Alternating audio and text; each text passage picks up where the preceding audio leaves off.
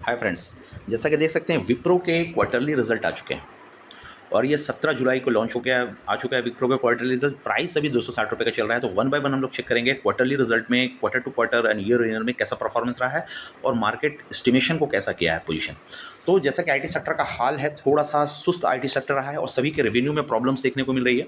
चाहे टीसीएस की बात कर लें, चाहे इन्फोसिस की बात कर लें, बट एलएनटी थोड़ा सा रेवेन्यू ग्रोथ में आ रहा है। तो यहाँ देखते हैं कि क्या पोजीशन निकल के आ रहा है। जैसा कि देख सकते हैं क्वार्टर टू क्वार्टर का पोजीशन है जुलाई 24 से जुलाई 25, जून 24 जून 25 में रेवेन्यू करीब 21,964 करोड़ का है, जो कि अभी बढ़कर करके 22,132 करोड़ के यानी 0.78% की स्लाइड ग्रोथ देखने को मिली है। एंड ग्रॉस प्रॉफिट देखेंगे तो उसमें गिरावट देखने को मिला है 2% का, यानी 3,548 करोड़ का भी आ रहा है। नेट प्रॉफिट में देखेंगे तो 9% बढ़ोतरी देखने को मिली है। तो अब अगर क्वेश्चन है कि ग्रॉस प्रॉफिट आपका नहीं आ रहा, नेट प्रॉफिट आपका बढ़ क्यों रहा है, तो अदर इनकम आपकी ऐड हो रही होगी जिसके कारण इनका नेट प्रॉफिट इनका बढ़ता हुआ आ रहा है। तो 9% की इनकम, अदर इनकम को ऐड करने के बाद नेट प्रॉफिट करीब 9% बढ़ रहा है। तो यानी 3,041 करोड़ से 3,332 करोड़ जाता हुआ दिख रहा है। तो ओवरऑल अगर वन लाइन में बोलें कि वाई बेसिस पे विप्रो का रिजल्ट कैसा है, तो हम बोल सकते हैं कि नॉर्मल है। प्रॉफिट, नेट प्रॉफिट निकाल रही है तो आपका ईपीएस में सुधार देखने को मिल सकता है और ईपीएस सुधरेगा तो आपका पी थोड़ा कमता हुआ दिखेगा। तो ये एक बॉटम लाइन यहाँ पे निकल करके आता हुआ दिख सकता है। देन वाई बेसिस पे इनका स्टैंडअलोन स्टेटमेंट भी देखेंगे, इंडिविजुअल स्टेटमेंट देखेंगे जिनका सब्सिडी ऐड ना हो, उस हिसाब से भी देखेंगे। तो यहाँ पे सेल्स ग्रोथ हम मुझे दिख रहा है 4% आ रही है, जो एक नॉर्मल सी चीज़ है। हमको 15% की सेल्स ग्रोथ चाहिए थी, विप्रो ने बहुत कम कर रहा है, हर आईटी का स्ट्रगल कर रही है। ग्रॉस प्रॉफिट यानी मेन काम धंधे में प्रॉफिट नहीं आ रहा है, -3% का नेगेटिव ग्रोथ दिख रहा है। नेट प्रॉफिट काम करने के बाद हाथ में जो पैसा आ रही है 55%, यानी छाट छूट कर ये इनकम निकाल के आ रही है अदर इनकम के थ्रू। तो नेट प्रॉफिट आपका बढ़ता हुआ 55% दिख रहा है। तो स्टैंड अलोन भी एवरेज बोलेंगे ग्रोस रेवेन्यू के मामले में, और नेट प्रॉफिट आपका पॉजिटिव आ रही है, ये हाईलाइटिंग पॉइंट है। यानी यहाँ पे बोलेंगे कि स्टैंड अलोन में भी अगर जाते हैं तो आपको ईपीएस इंप्रूव होता हुआ टीटीएम बेसिस पे दिख सकता है। देन विप्रो को क्वार्टरली बेसिस पे देखेंगे। क्वार्टरली बेसिस पे क्या हाल है, तो क्वार्टरली बेसिस पे अगर देखा जाए तो हाल बहुत बुरा है। मार्च 25 यानी Q4 और अभी के Q1 26 के Q1 में इसका देखेंगे तो रेवेन्यू में तो ग्रोथ नहीं है। चलिए, रेवेन्यू में वहाँ भी ग्रोथ नहीं था, यहाँ भी नहीं दे रहा था, ठीक है, मान लिया। थोड़ा देर रेवेन्यू में 22,135 करोड़ का पोजीशन दिख रहा है। अच्छा, ग्रॉस प्रॉफिट में आइए। ग्रॉस प्रॉफिट में 9% का नुकसान दिख रहा है, देखने को मिल रहा है। चलिए, आपका क्वार्टर में भी 9% का नुकसान था, ईयर बेसिस पे वो भी मान लिया। नेट प्रॉफिट जहाँ पे आप बना के ला रहे थे, यहाँ पे नेट प्रॉफिट भी आपकी माइनस में है। यानी क्वार्टर टू क्वार्टर पे देखा जाए तो यहाँ पे नेट प्रॉफिट नुकसान में दिख रहा है, यानी 3,559 करोड़ का जो प्रॉफिट था, जो अभी 3,332 करोड़ का है। तो 6% की गिरावट देखने को मिल रही है। तो बोल सकते हैं कि तो क्वार्टर टू क्वार्टर में थोड़ा सा स्ट्रगल कर रहा है। वाई एंड वाई बेसिस पे आपको फाइनल बॉटम लाइन ग्रोथ दिख रहा है, टॉप लाइन ग्रोथ में नदारत है।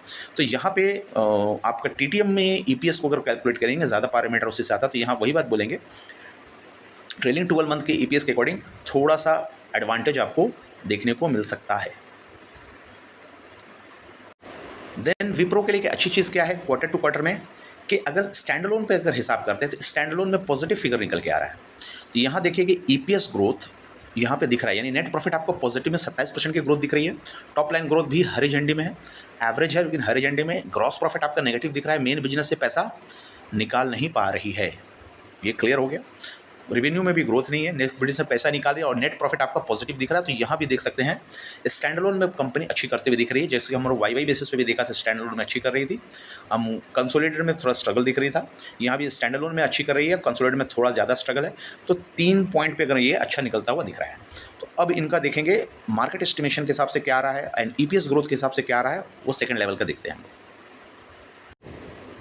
मार्केट एस्टिमेशन का देखें तो मार्च 25 का डेटा हमारे पास में है।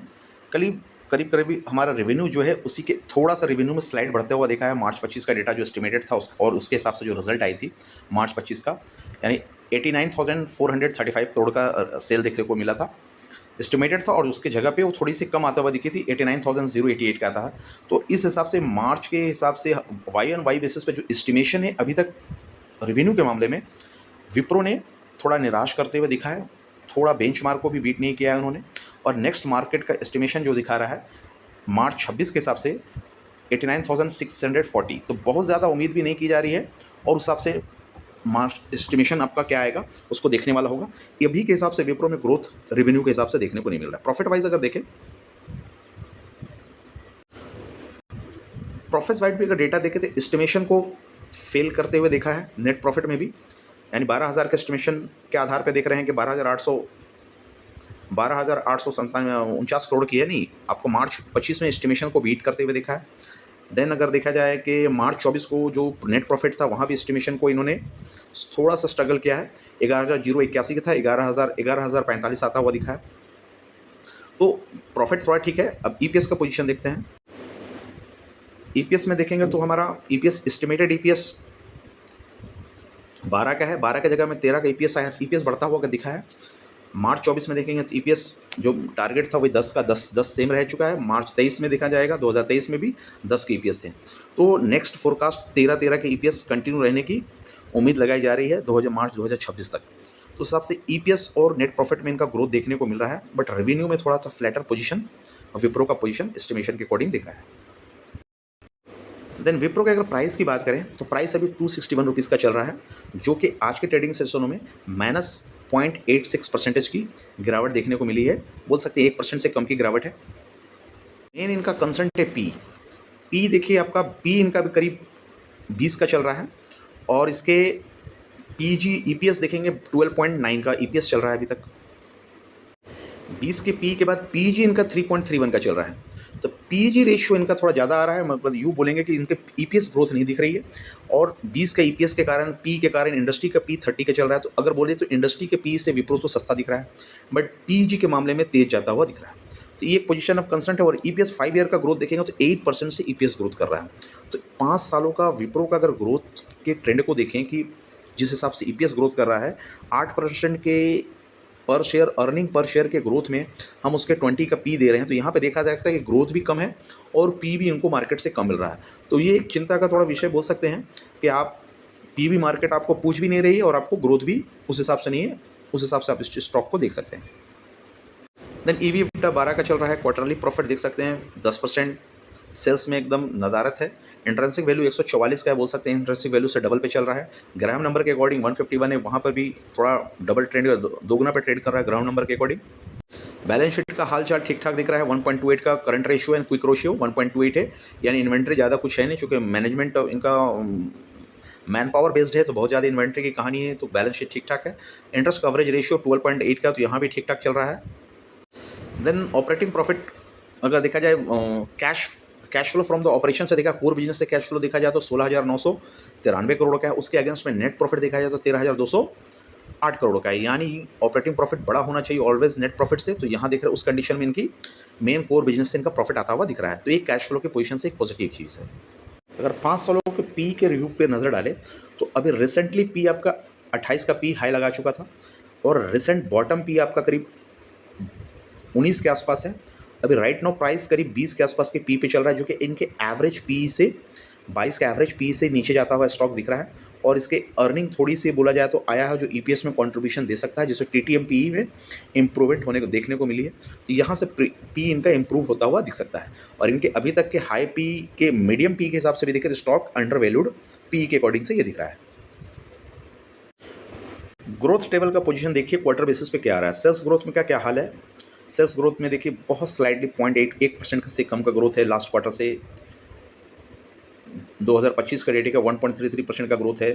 लास्ट 3 साल का ग्रोथ का टेबल देखें तो वाई बेसिस पे 0.13 यानी 1 से 1.5% का ग्रोथ वाई बेसिस पे स्टॉक करते हुए दिखी है सेल्स ग्रोथ में, जहाँ पे इनका सेल्स 22,000 करोड़ के आसपास के आ रहा है, तो 22,000-23,000 करोड़ का सेल्स ये अप्रॉक्सीमेट ये दिखा रही है Wipro.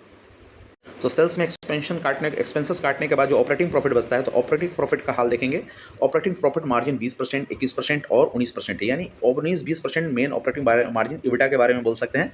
Interest earning before tax interest and amortisation, तो उसके हिसाब से आपको करीब देख सकते हैं कि 20-21% का ऑपरेटिंग प्रॉफिट मार्जिन है। तो यहाँ कह सकते हैं कि ऑपरेटिंग प्रॉफिट आपका 20,000 करोड़ के हिसाब से 4,000 का ऑपरेटिंग प्रॉफिट निकाल रही है, 4,000 करोड़। 3 सालों का नेट प्रॉफिट पे नजर डालें क्वार्टर बेसिस पे, तो प्रॉफिट आफ्टर टैक्स 4,000 का है, 4,400 है, 4,700 है, 4,200 है। तो मोटा मोटी बोले तो इस बार का प्रॉफिट बिफोर टैक्स कम होता हुआ दिखा है। अच्छा, आफ्टर टैक्स के बाद नेट प्रॉफिट की बात करें तो 2023-24-25 का डेटा को एनालाइज करें तो 3,323 में था, 3,500 और करीब। तो बोल सकते हैं कि लास्ट क्वार्टर से आपका प्रॉफिट, नेट प्रॉफिट अगर गिरता हुआ दिख रहा है, जबकि वाई बेसिस पे इम्प्रूवमेंट है। ईयर पे ग्रोथ के प्रॉफिट पे देखें तो इस बार आपका 26% का ग्रोथ आया है, यानी इस क्वार्टर में 26% का वाई बेसिस पे प्रॉफिट में ग्रोथ है। लास्ट ईयर का देखेंगे ग्रोथ 24% का था, इसके पहले 21% का था, यानी यूँ देखा जाए तो प्रॉफिट में ग्रोथ कर रही है। यहाँ से फ़र्क क्या पड़ा इनको, ईपीएस में आपको ग्रोथ देखने को मिल रहा है, यानी अभी के क्वार्टर के अकॉर्डिंग हमारा ईपीएस जो आ रहा है 3.41 का आ रहा है, 3.20 का आ रहा है, 3.07, यहाँ से आपको ग्रोथ देखने को मिल रहा है ईपीएस में। मेन कंसर्न क्या है, ईपीएस जो ट्रेलिंग 12 मंथ का ईपीएस है, जो FY 24-25 का ईपीएस है, उससे आपको डाउन होता हुआ मिल रहा है। यानी FY 25 के हिसाब से जो ईपीएस था और अभी का जो ईपीएस आ रहा है डाउन हुआ, तो पी आपको इसलिए थोड़ा सा स्लाइड बढ़ता हुआ दिखा है ईपी के ग्राफ में। अब अगर इसको पिछले के कंपैरिजन से कंपैरिजन करें तो हमारा ईपीएस 3.20 का था, तो यानी आपका ईपीएस में ग्रोथ लास्ट ट्रेल 12 मंथ में कम हुआ है। प्रॉफिट तो आई है, बट अगर ट्रेलिंग 12 मंथ 4 क्वार्टर को जोड़ते हैं तो हमारा ईपीएस कमता हुआ दिखा है, इसलिए कारण पी आपका 20 के ऊपर भागता हुआ स्टॉक का दिख रही है। शेयर होल्डिंग पैटर्न को देखें तो प्रमोटर करीब 27%, 72%, एफआईज करीब 8%, थोड़ा सा स्लाइडली एफआईज ने डिक्रीज किया है। डीआई 7% पे है और 7% में कंटिन्यू बना है, थोड़ा सा इन्होंने प्रमोटर होल्डिंग बढ़ाया है 0.2% के आसपास, 0.3% के आसपास। पब्लिक करीब 11% पे थी और भी स्लाइडली थोड़ा सा डाउन किया पब्लिक ने, 11% बनी, तो पब्लिक होल्डिंग 11% है। नंबर ऑफ शेयर होल्डर्स देख सकते हैं बड़े हैं, 22,61,550 शेयर होल्डर्स हैं, जो कि लास्ट फाइनेंशियल ईयर के अकॉर्डिंग देखेंगे तो 22,31,00,000 पे थी। तो यहाँ पे खुदरा होल्डर्स थोड़ा सा बड़े हैं पब्लिक्स के, तो उस हिसाब से ये स्टॉक्स का पोजीशन देख सकते हैं। और ये स्टॉक ऑन एन एवरेज है, क्वार्टरली में सब ठीक ठाक की है, ईयर ऑन ईयर बेसिस पे, तो नज़र बना के रख सकते हैं और इसको स्टडी के तौर पे ले सकते हैं। चलिए फ्रेंड्स, मिलते हैं अगले वीडियो में, तब तक के लिए बाय बाय।